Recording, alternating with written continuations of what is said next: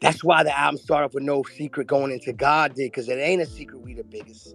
And when it come down to Jay, I know Jay love music.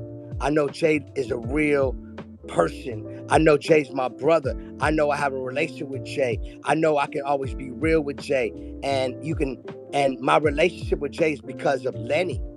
Lenny brought us together. Lenny would, before I even met Jay, Lenny would tell Jay, yo, just always update him. Yo, this kid Khaled, I'm telling you, he's special. Boom, boom, boom. Not just as a producer and a DJ, but he's special. I ended up being the president of Def Jam South in Def Jam when he left.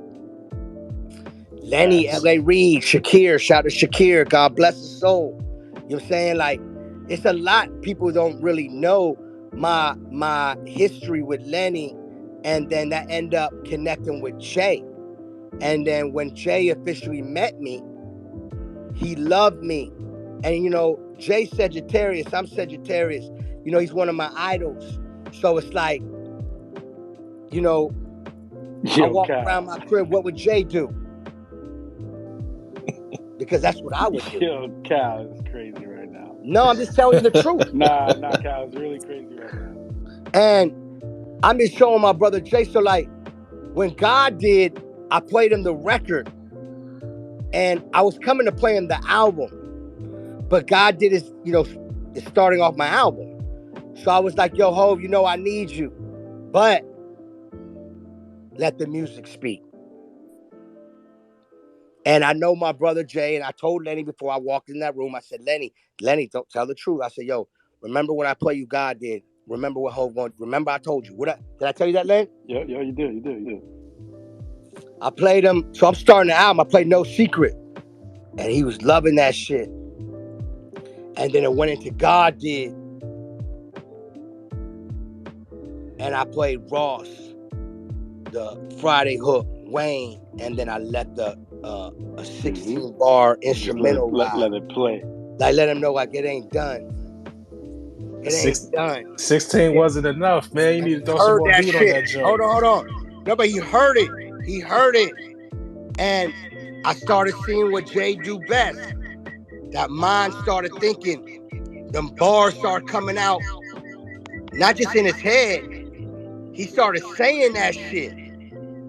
He said, God forgive me for what the stove did. Scary. He said, it was scary. Something. He said all type of shit in the room. Ask Lenny, I ain't making this shit up. On the spot. On the spot. And then, hold on. I play him the album. I play Jay-Z my album. To make a long story short, we drinking champagne. 3 bottles. He loving everything. He pulls me to the side outside the room. And like a big brother grabs you and he goes, yo, this is your biggest album. And I seen the smile in his face. He was so fucking proud of me, man. His smile. When he said, it's your biggest album, I seen his smile. I was like, yo, it's whole proud of me. And then as soon as I left, he's like, yo, text me these records.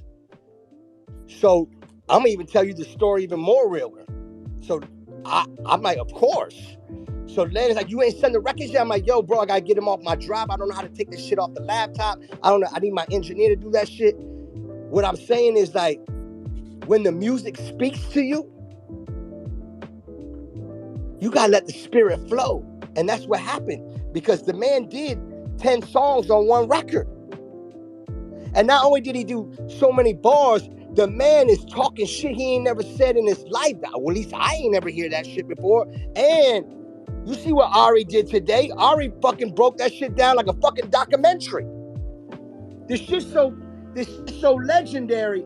It's so needed because not only this song, it's the title track. And it's doing something to the world that I haven't seen in a long fucking time. I was on the block in fucking New York with Jadakiss and Yonkers, and the whole block is singing every word for word. The record been out for 2 days. This that block love.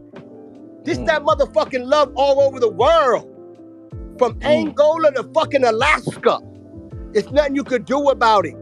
And the music spoke to Hov, and he just reminded people what Hov did. If anything, he gonna give you motherfucking hope, cause he my idol. He's one of my idols, and I tell you every day, I'm not scared to show my brother love. The man does so much for me that this shit, man, that tear on my album is a motherfucking tears of joy. That ain't no fucking tears of y'all motherfuckers not believing in the God. That's fucking tears of joy. I'm fucking happy. Cal, hold on. You think Cal, this? Hello? Some magic about to happen.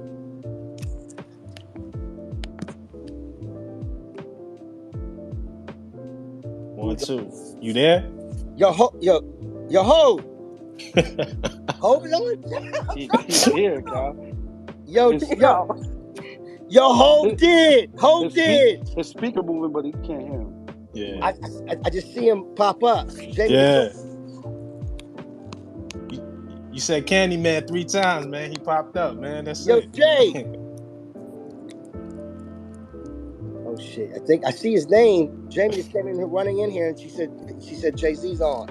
Oh, he's here. Believe that. But yo, Jay, if you on, brother, I love you, man. I love you, brother. Like how you blessed my album. You always bless me, but how you blessed my album, it wasn't just for me. It was for the fucking world. This shit is special, bro. I'm motherfucking shaking right now. I ain't gonna lie to you. Yeah, his speaker's moving, but I can't hear him. Oh, you there? Maybe he has to log off and come back on. Maybe somebody calling the phone like they was calling mine. Like that shit it'd be interrupting the talk if somebody's calling you. You know what I'm saying? Nah, this God did, people, man. Like I know I started off this call thanking the fans, but y'all gotta understand, I appreciate, because I love is felt on another level, man. I'm getting so many phone calls. I'm watching y'all's reactions, and it's just truly unbelievable, man. Just to embrace this love, man, because it's nothing like working so fucking hard, getting no sleep, and when they finally get the product, the music, and people love it, it's the best feeling in the world, man. Or Cal, and as we wait for Jay, obviously, Hov, when your situation get right, your connection get right, just jump on in. But can you hear me? There you go. Yup, we got you now. Yo, Hov, There we go. Yo. Both vibes, my bad. Both vibes, my bad. What's up, Khaled? Man, you heard? I love you, brother, man. Like, thank you for blessing us. Thank you for blessing us, the world. You know what I mean? We appreciate you, man. You know, you inspire all of us, not just me, all of us. We love you, man. That's love, man. I appreciate that. Love, man. Congratulations too. Congratulations on an amazing album, Khaled. People think it's easy. It's not easy to pull these people together and get greatness out of them, and deal with so many egos, and because everybody want to be the best, and everybody's trying to whatever it is, but it's an amazing display of unity. It feels like an all-star game when these albums come out. It's like a beautiful time for the culture. Everybody's tapped in and tuned in. No matter what they tell you, they all tapped in and they all tuned in, and everybody want to be on them joints too. Believe that. Man, I appreciate that, brother. Nah, man, what you did was something. When my first reaction when I got the verse, just playing the record for you that day was you giving me the time, and you cracking it. I'm just gonna tell it in real time, people. The man walked in there with champagne. You know what I'm saying? The music was playing. The cigar got lit. A bottle got cracked open, and the vibe started happening. I don't know if I got a chance to tell the story, but I seen a clip of Guru saying you knocked that shit out in one verse, and I was saying to myself, I remember when Hov hit us, he was like, "Yo, get studio at blah blah blah. Make sure Guru's there. I gotta catch the helicopter at 8. I'm gonna probably show up around 7. Yeah, And but I was cheating. Who ain't tell that part? So while we was waiting for you to send the beat, he was just playing the beat inside the control room. So I was going through it a couple times. While I was waiting for the and I was just rapping over like any part. It just kept looping and like drops was happening in the wrong place. I know. And, so I just yeah. I think I sent it to you like that, right? I don't know. Like that. I'm not sure. So Hov rapped over the hook, the breaks, because Guru was waiting for me to send the instrumental. Yeah. When you sent it back, I was like, this man rapping over the hook. Yeah.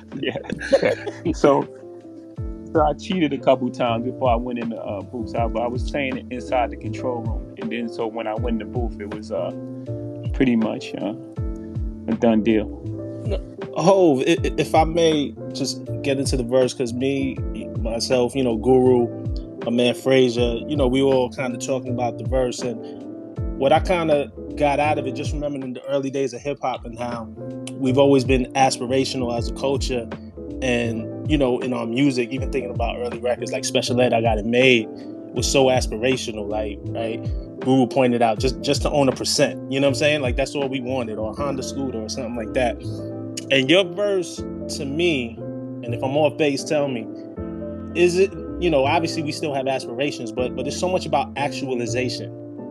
And you're obviously telling your story, but I think it's hip hop story as well of how we grew and the bar and the level has been raised.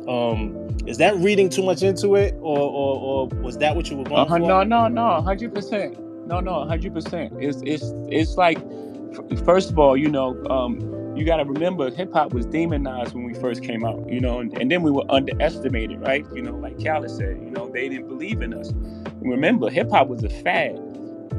I mean, you do your history, like, there was a whole thing where it was like this music is a fad, is blah blah blah blah, and then after they couldn't get rid of us, they demonized us, and they start like driving tractors over our CDs and things like that. This is all history. So this for me feels like the end where the villain survives, doesn't go to jail, but gets to pop more shit. So it's like it's that feeling. I don't know if we've ever felt, or ever been vocalized in this way, and it be all true. That the thing that makes me most proud of everything, every word I said in that thing is actual fact. Which is, that for me is it's a challenging thing to do, like to rap that long and every single bar is just like actual fact. And as far as like hip hop, the idea of rest in peace Tilo, like that's Tata's brother, Trance, like and then like a lot of fallen soldiers, that's Biggie, that's Pop. Kicking snow for Frozen Tim, that's people that go unnamed that you guys don't know about. Like it's so much in my life in there. And then there's like the way I connect overseas, Caddy, Caddy's story, I guess he could tell it on his own. Like just that, how powerful the music is, the reach of the music, and where we come. So yeah, you're 100% on point. Do you ever get to a point, and obviously, right, this has been your story, but what makes now the right time to say, like, there's things, and even Guru said it, and him knowing you, there's things on this record that maybe he thought you'd never say, or, that you haven't said before, or things that you revealed, and some of it is like a dog whistle. What makes now the right time, and do you self-censor, or sometimes do you come up with something and you be like, you know what, that's too much, let me save that for later? Yeah, because it's been 30 years. Yeah. I don't think I've I don't know if I self-censor. I'm aware of the timing of things. I think that again, some of these things are out of my control. It's just the way the world works and the universe works. Khaled came at this specific time. There's sometimes I like a beat, or I like a song and the timing ain't right, or the timing is right, and I don't like a song. It's just it's so much that goes into like getting these things done these days. I have a lot of things on my plate, so sometimes it's just out of my control. It just was the right time, right place, right space in life, and it just happened. It's just this is just magic. It's really out of our control. Last question, and just because this is Khaled's moment, right? There's the God Diz moment. Obviously, you were such a major part of that, but so many artists were a part of that. A lyric like, when you start going into how many billionaires can come from Hove's crib. I count 3: me, Ye, and Reed, Bron, technically, right? It makes me think. It makes me go back to when you did the Drake verse and said, "I made more millionaires than the Lotto did." And that was a flex. And maybe that was about 10 years ago at this point. Like, can you talk about the evolution of not just getting it for yourself, but being able to get it for other people around you and make other people, put other people in position, and really in the span of 10 years going from being able to save millions on a rap record to now saying billionaires? Yeah, and we're not gonna stop. The hip hop is young. We still growing, and we're not falling for that technology, whatever this public puts out there now. That before was the American dream. Pull yourself out of bootstraps, and you can make it in America. All these lies that America told us our whole life. And then when we start getting it, they try to lock us out of it. They start inventing words like capitalist and things like that. We've been called nigger and monkeys and shit. I don't care. Those words y'all come up with, y'all got to come up with stronger words. When I say y'all, I'm not talking about you. The words they come up with, they got to come up with stronger words. We're not going to stop. We're not going to be tricked out of our position. Y'all locked us out. Y'all created a system that, doesn't include us. We said, fine. We went our alternate route. We created this music. We did our thing. We hustled. We fucking killed ourselves to get to this space. And now it's like, eat the rich, and man, we're not stopping. So that evolution is, from us, we came from selling 7 records and selling records out our trunk, and no radio play. And I think Reasonable Doubt did 36,000 the first week, or something like that. I may be adding a little to it, so. I come from Marcy Projects. My first house, 615 Lexington Avenue. My grandmother's house, 7 families lived. Like, she has 7 kids. My mother and my parents and siblings lived in that house. My aunt Niecy lived in that house. Hootie lived in that house. Butchie lived in the basement. This is one house. I went back to that house. I did an interview with Oprah, and I couldn't believe how small this house was. That all of us lived in that house. So again, that evolution that you speak of, it's just real, and it's happening in real time, and I'm talking about it. And we're not going to stop, and we're not going to stop talking about it. They're not going to trick us out of it, make us feel ashamed to be successful in a place that set up a system for us to be dead at 21. No, sir. No, that's not right. Us.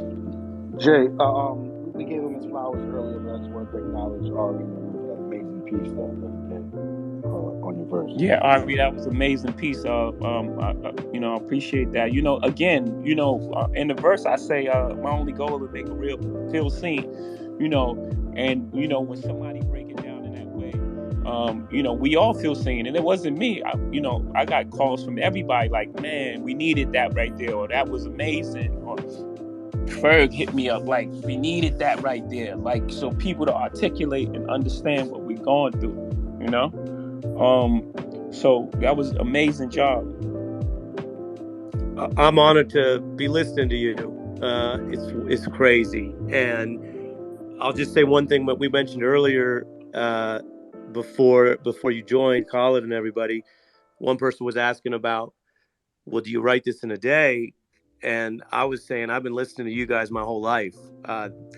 Your work and the work of hip-hop artists who've explained the real stories and history that wasn't always in the history books is why I did civil rights law, and then now I do journalism. And so you've been teaching people for so long, and as we explored there's people who don't listen, which is why you get that Mike Wallace moment.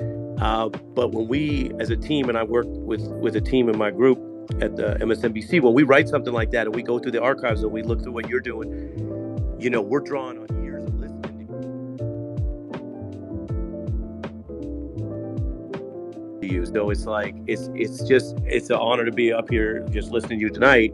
But you laid it all out. You've laid it out before, where the hammer's rung, the news cameras never come, and the stories that are not only systematically ignored, they're lied on, and that ruins people's lives. And the last thing I'll say, and then I'll get back to y'all, the way you showed through your life and other people's lives the arbitrary moving on either side of the law. The laws keep changing. The laws are enforced in racist ways. The way you show your life, you've been moving in and out of that way. I don't understand it all. I'm just learning. I'm listening. But the way you expose that, and I wonder for years whether people will study this verse and fully understand the poetry is as impressive as the life. It's an autobiography of a life story of achievement against the odds. It's extraordinary. Thank you for having me today. Good man. Appreciate that. Wow. I'm gonna always have smoke for them. Khaled, where we at, Cal? How you feeling, Cal? This the most quiet Cal been since we started this thing. I think he's speechless. What's going on? Well, we'll wait for Khaled to get that. I said, Rob, I said, when the God is on, listen. They're everybody performing on high level, or should I say, God level. This fucking God did, bro. Yo, Rob, I'm sorry, brother. I'm just like, I just, you gotta understand where I'm at. Forgive me. That's forgive me. That's my passion talking. That's my passion talking. I'm just an Eddie Murphy fan. I just love that song, man. Eddie Murphy, Rick James. That's it. That's all I want to know. No, yeah. And you know what's so crazy? Because that line is so important. Because forgive us, man. That's just our passion talking. That might be the realest line in there. Because after he just unloaded 80 bars, the man stopped and said, "Forgive me for my passion talking." Because he just hit you with so much shit to your head top that you trying to figure out what the fuck's going on. But they all facts. See, that's the problem about this world. We got to come together. We got to help each other. We got to unify. We can be so much bigger, man. Let me tell you, I was telling a story. I ain't going to name the people that was in that room. I was at a restaurant in New York City, and I was in the private room, right? I ain't going to lie to you. I had a few drinks. I don't drink like that. I'm in the zone. I just dropped my album, and I stood up, and I said, yo, they don't want us in the room together. They always trying to make sure that we're not in the room together and show each other love and inspire and helping each other. But let me tell you this. They in the room together. They on vacation together. They golfing together. They doing everything together. But they don't want us on this live feed together. They don't want us in a room together. They don't want us to get money together. They don't want us to help each other. I've been knew that shit. I'm just here to tell you what God told me to tell you. Listen, Rob, I'm sorry, bro. I'm just telling you the truth. I hope you understand when I say they. Yeah. No, I hear you, bro. I'm just an Eddie Murphy fan. That's all, man. I'm a DJ Khaled fan. I'm an Eddie Murphy fan. I'm a Migos fan. You know what I'm saying? I'm sorry, brother. Nah, listen, man. Yo, that's my cue. That was a perfect segue. Congratulations, Khaled. I'm gonna hop off. Blessings to all you beautiful people on the live. Thanks, Jay. Yeah. Yo, Jay, I love you, brother. Thank you so much for